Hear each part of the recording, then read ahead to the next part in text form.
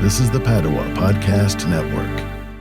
And they're making, so you might get, and I would never wear this, but you might have a mask that had Yankee stripes on it.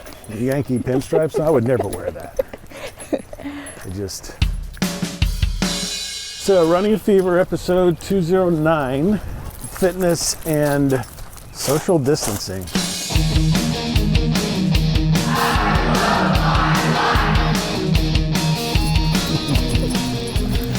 It's a beautiful day here at Lake Atalanta in Rogers, and I'm here with my friends Jill and Sachi.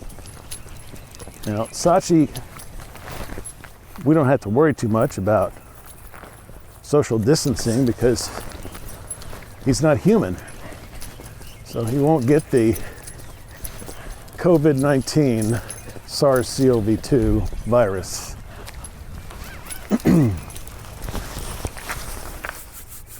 But the other two of us are needing to practice social distancing today and still try to get some exercise. So that's what we might talk about today a little bit.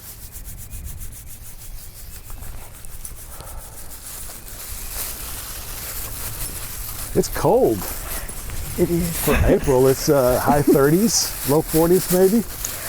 I think so. And the steam's beautiful. And as usual, Sachi sets the pace and chooses the direction we're going to go. Yeah, I've got my winter hat on. Got the old green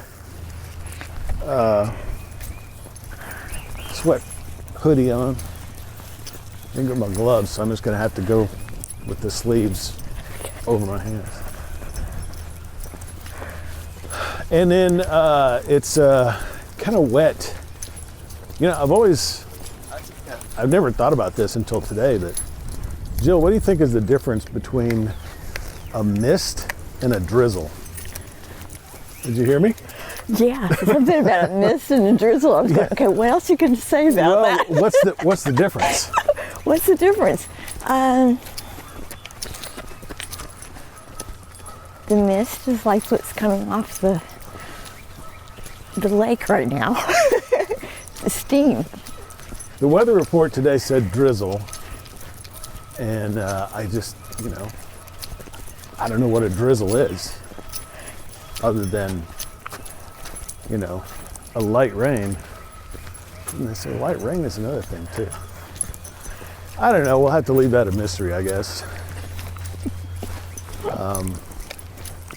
But it's certainly good to get out because it's April 2020. I can't even get my years straight now. It's April 2020 and we're right smack in the middle of the virus crisis. And if you want to know more about the virus, of course it's changing all the time, but episode 208, which I just recorded and released a couple of weeks ago, is out there with more information on what we call COVID-19, coronavirus 2019, or SARS-CoV-2. I just probably ought to just, if you don't know, some of the things that I was looking at the Wikipedia page today, and I guess the primary symptoms are dry cough, fatigue, and fever, which I get pretty much every time I have a cold. I don't know about you. So, that's pretty much it. Now, when I recorded episode 208, instead of fatigue, it said shortness of breath, and then there's a whole list of symptoms. One of them is shortness of breath, and that occurs in about 30% of people. Remember, this is brand new. This virus is less than a year old. So, the only reason I think that we know so much about it is because of how widespread it is and the attention that it's getting. So anyway, if you have those symptoms, call your doctor. Go to the doctor. And I think at this point right now, in April of 2020, testing supplies are so short that they will not test you unless you have at least 2 of those symptoms. And so, that's it. I mean, and I guess if it continues to get worse, then you can get treated for it. I'm very fortunate that I don't yet know anyone who has the virus. Do you? My sister. Oh, really? Wow. She caught it when she was at work in the state of Washington. And so she came back, self-quarantined herself, came down with it, had a fever for 14 days, but she never developed the cough. And it didn't go into her lungs. Did she recover? She did, and then she was fever-free for 7 days, and then she caught it again. Okay. So what the doctors kind of suspected is that she had the Washington State version, and now she's got the Tennessee State version. Wow, so there are different strains. Yeah. I thought this wasn't one of those that mutated. So I'm learning all kinds of things right now. Yeah. I also, it was a mystery the last time I heard as to whether you could get it a second time or whether you had some sort of immunity. But from what you're saying, there are different strains of it, so it doesn't matter. Right. And that's pretty fast. And this time she's got the cough and the head cold. And she's right in the middle of it right now. Right, she is. She's starting it again. Wow. So, how do you feel about that? I'm worried about her, of course. Say a lot of prayers for her. Yeah. And, but she's strong.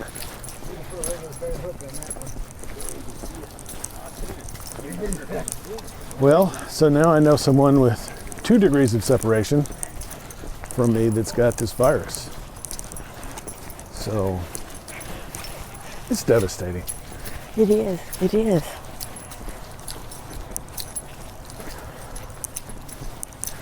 So what this is, even if you don't have the disease, if you don't know someone who has it, if you're not working with these people that have it, it's changed everyone's life.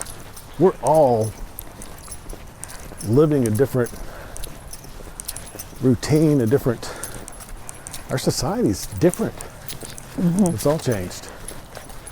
And they got this thing they call social distancing, which is just,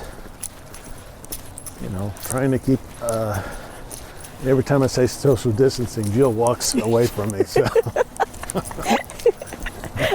I get reminded. Yeah. But I think when you're outside, you're fairly safe. But obviously, you still don't want to get too close to people, especially those who are more vulnerable to the disease. Now, last time I checked, they were saying that 80% of the people who catch it are over 80 years old. Now, I assume your sister is not over 80. No. So those are some of the people who are more vulnerable if you've had any sort of respiratory. This is a respiratory virus.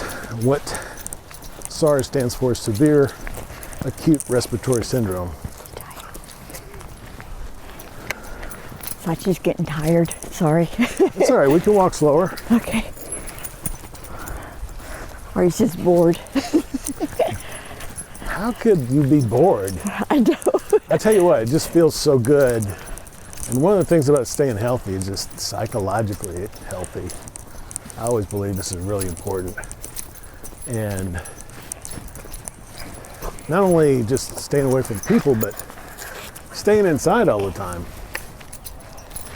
And so some of the rules we're kind of abiding by is you don't go out and do things where you be in contact with people unless you need to. So I've had 3 solid weeks of working from home, and that's going to continue at least until the end of this month. Do you have any friends or neighbors that you converse with? Not in person,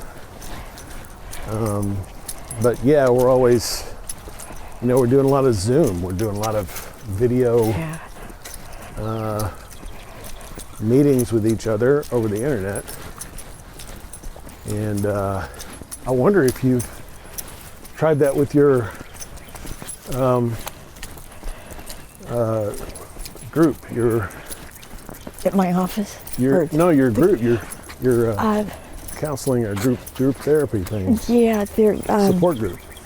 Yeah, the caregiver bereavement group. Caregiver and bereavement group. I haven't tried it, to be honest, because I don't know a lot of the people. I'm not quite sure how savvy they are, and everybody has different types of cell phones, and so I don't know that some would know how to do that and others would. Yeah. So it's kind of hard. But one-on-one basis, we do text each other, stay in touch. That's good. Yeah, so that's the kind of interactions we've had. I know my friend Robert, who's been on the podcast several times, and his wife and son, last Saturday we had a video conference where we just got, talked, and we're able to look at each other and hear each other. So, I mean, it's not like being there, but it's the best we have right now, I think. So nobody's going to church. We're not going to work. Nobody's going to school.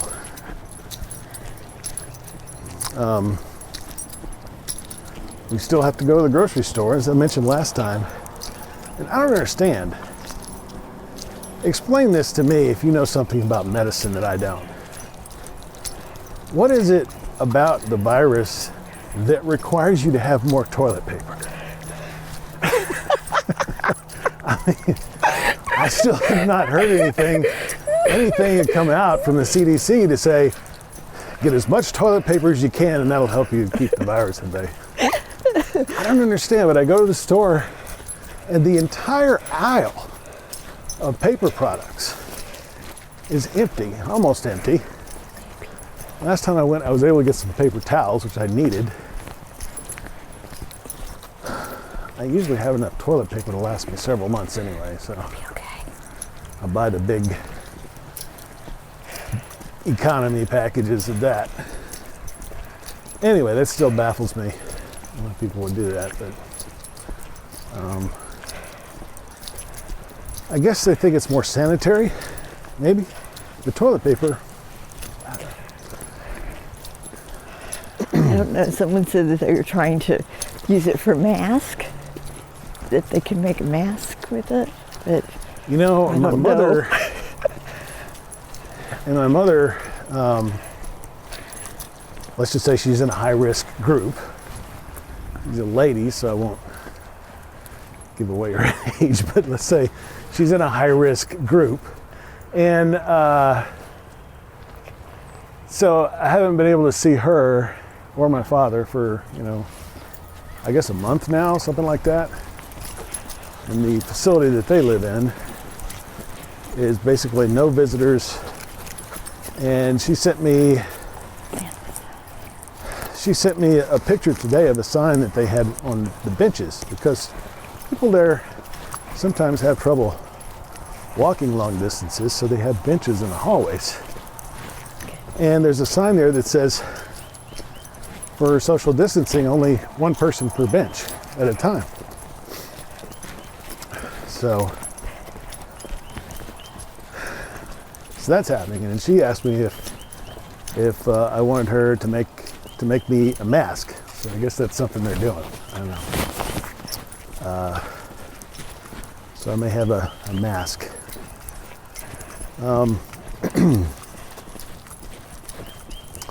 Yeah, so something that interests me when you mentioned it. You said something about a stay-at-home order. Stay-at-home order. And I understand there's some controversy because some people are saying, well, all states should have a stay-at-home order. And there are a number of states, I think 7 the last time I checked, that do not have a stay-at-home order. I'm already staying at home most of the time. What does that mean, Jill? Basically what we're already doing, except they just require, there's a curfew at night, I believe, if it comes to Arkansas. Each state chooses their own way of formatting it. Okay, so it's different in different states. Yeah. I mean, it's pretty much, once they close the schools, the restaurants, and they encourage people, I think any company is going to have as many people work from home as they can. Now, I am fortunate. My company is essential. And so even though we have factories where people process food, it's necessary so people have food. Mm-hmm. You can't just shut down a very large food producer or all food producers just because of that. So, I know we've taken measures. They're taking everybody's temperature before they go in and practicing separation as much as possible. And people are afraid, one of the things that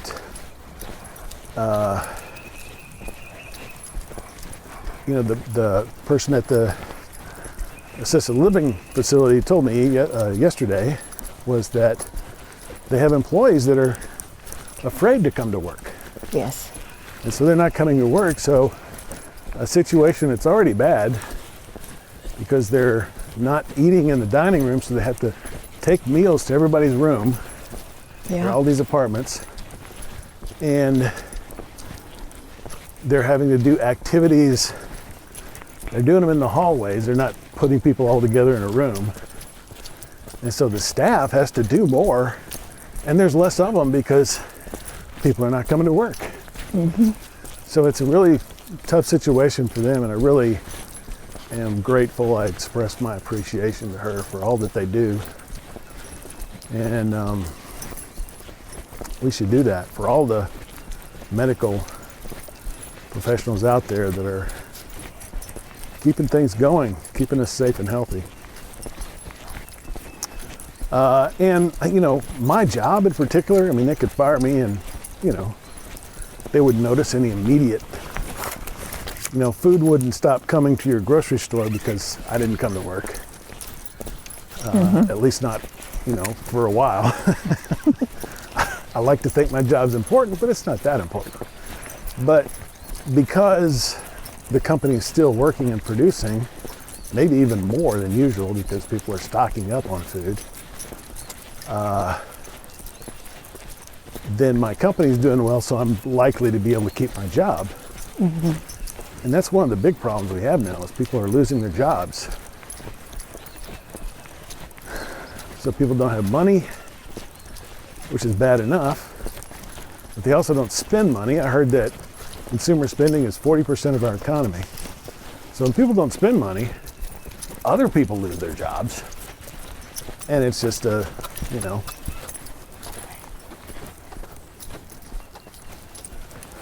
think I may be starting to get dementia because certain words I can't remember.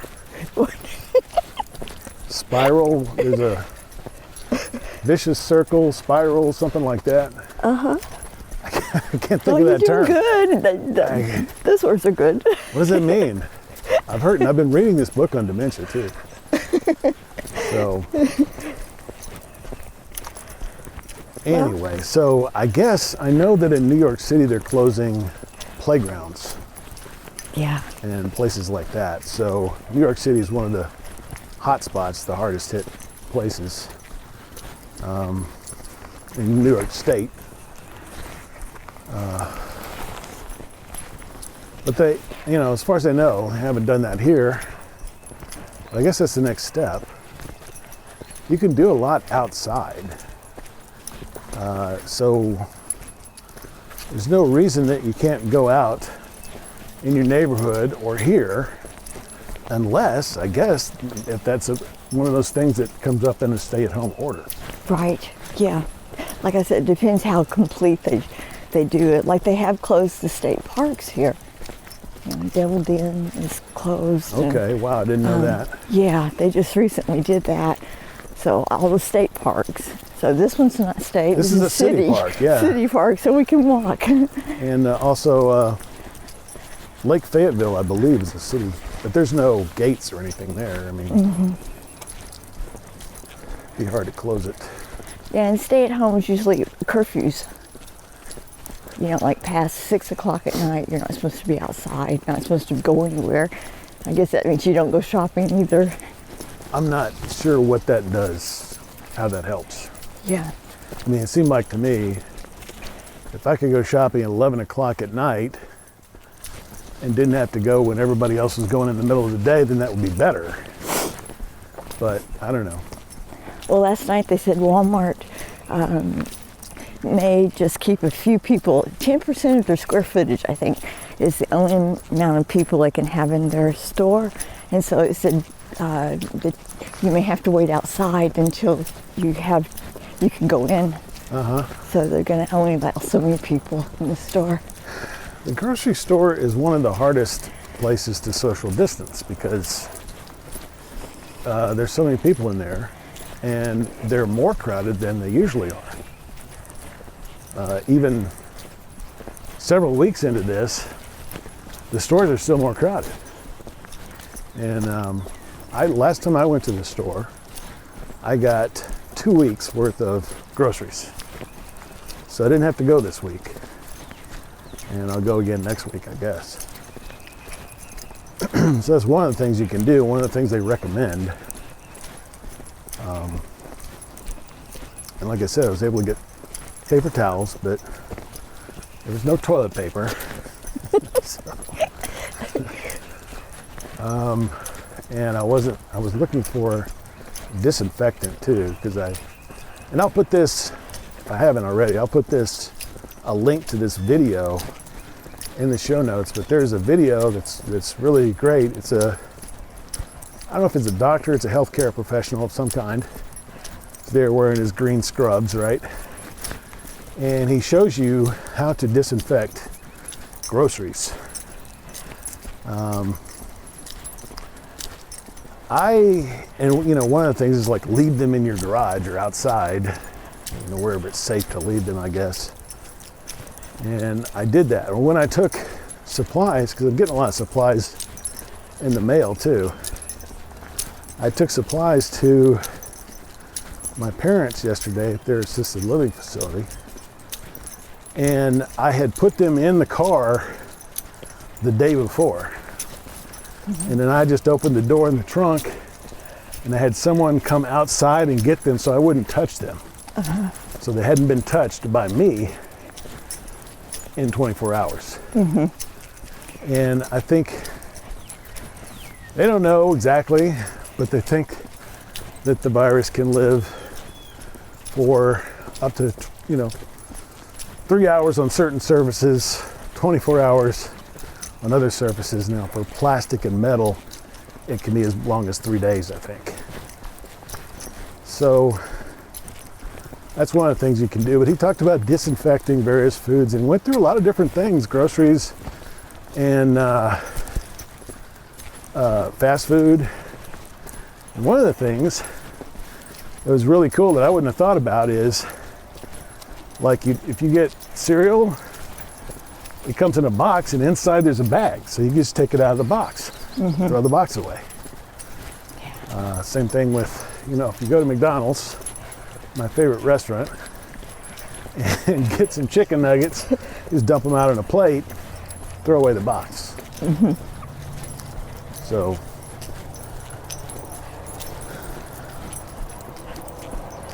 but I know I'm a kind of person I'm an introvert. I get along usually just fine being on my own. But this is too much for even me. Especially work. Because over the years, I've become accustomed to going to work and dealing with people there. And now I don't get to do that. So that's a big deal. Then church, a lot of people are really missing the church because this is a time when we really need, guidance of our faith, right? Right. We have the live streaming masses, which they've started doing. Some churches are doing that live TV services, I guess, over the internet and that sort of thing. So, oh yeah, big purple. Beautiful, yes. Lovely. Redbud tree. Purple tree. What kind of tree is that? Redbud. A redbud. Okay, that makes sense.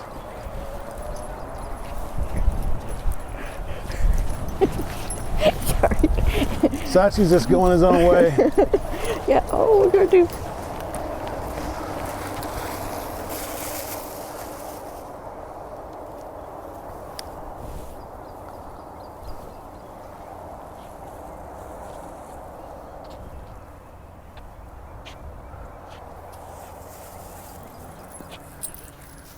So what does this do for fitness? I mean, that's what this podcast is all about, health, fitness, living as long as we can. Well, certainly avoiding disease is one of those things that's real important these days.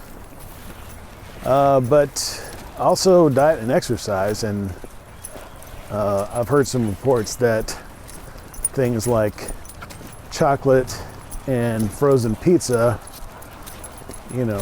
more people are buying these types of things. Of course, part of that is, I heard another interesting statistic that said 30% of our calories come from restaurants, which I thought was amazing. I used to eat out every day, so it shouldn't be a big surprise to me, but so now, people are having to buy that. So, I mean, and you can get these things delivered sometimes, but if you used to go out for pizza, then you buy it in the store, I guess. I'm not sure about the chocolate thing. I don't know. Maybe that has to do with stress or something. But that's a part of sure it. Comfort food. Yeah, stress. Like if I'm depressed, eat chocolate. Absolutely. It's a quick, easy way to avoid dealing with that stress, but it's not healthy in excess anyway. And of course, another big thing is exercise. And this right here is probably the most common form of exercise I get. And I hadn't been doing that at all. And the other one is racquetball.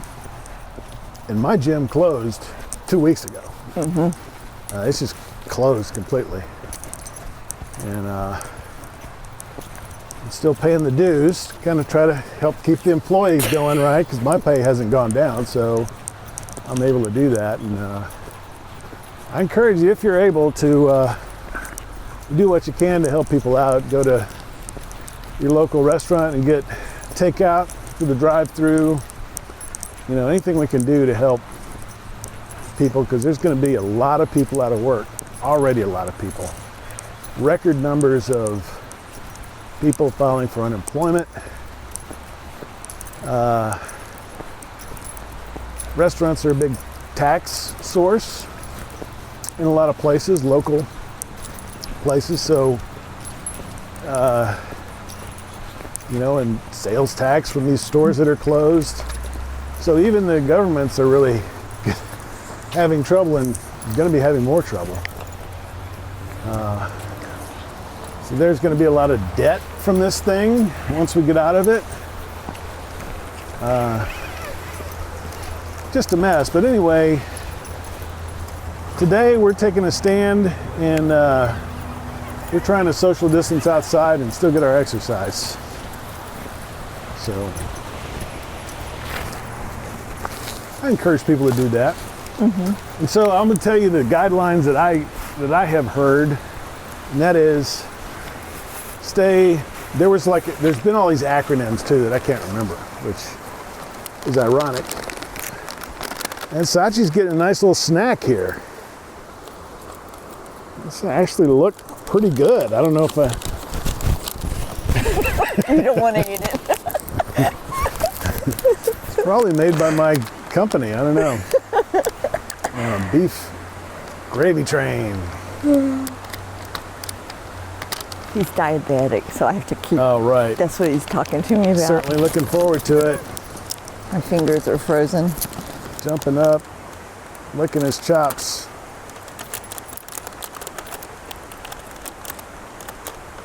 Now, if Sachi was human, he'd be at higher risk for COVID-19 because he's diabetic. And that's one of the things: diabetes, respiratory disease, and age. Three that I know about just offhand. Okay.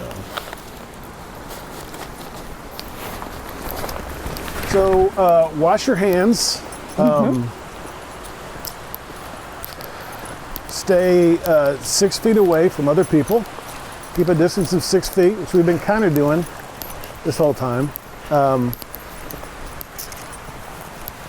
Don't touch your face. That's a big one. And really hard to do. Yeah. In fact, now the only mask there's a certain type of mask, it's this high-tech, really dense mask that will keep a virus out of your, when you think about it, a virus is very, very small. So the holes in the mask have to be very, very small. So there's a certain type of mask, and those aren't just readily available everywhere. But people are also wearing surgical masks, and the purpose of that is to keep you from touching your face. It's nothing to do with breathing anything, we just keep you from touching your face. Because our hands go all kinds of places like doorknobs and shopping carts, all kinds of places like that. And then when you touch your face, you're more likely to get it inside your body through your eyes, nose, ears, mouth. So don't touch your face. Keep a 6 foot distance. What are some of the other ones? Oh, wow.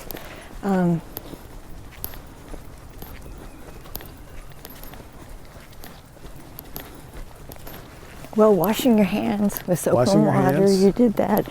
Or use... There's a special method of washing your hands too. Yeah, right. You soap and you cover your whole hands and kind of scrub. And then run your hands under water for at least 20 seconds. I've been doing that. I've also been doing that with fruit, vegetables that I have. Okay. That's a good idea. Yeah. So if you pet Sachi, you're going to have to soap him up and water him down for 20 seconds. So anybody else that touches him, anyway, I was joking about that.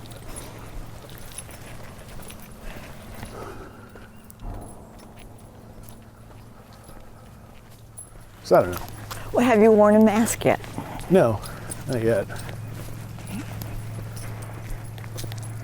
And I don't know if I'm gonna wear a mask. Well, the president is suggesting that everybody should start wearing a mask. Was he wearing one when he suggested that? No. I did see some nurses are kind of protesting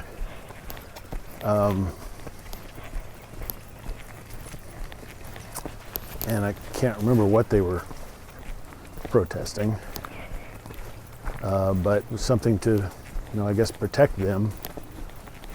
And they were wearing masks. And I don't know, there may be some healthcare workers that can't get those special masks. I know that I also heard an interview with, watching a lot more TV now than I usually do with news and stuff, but one interview with I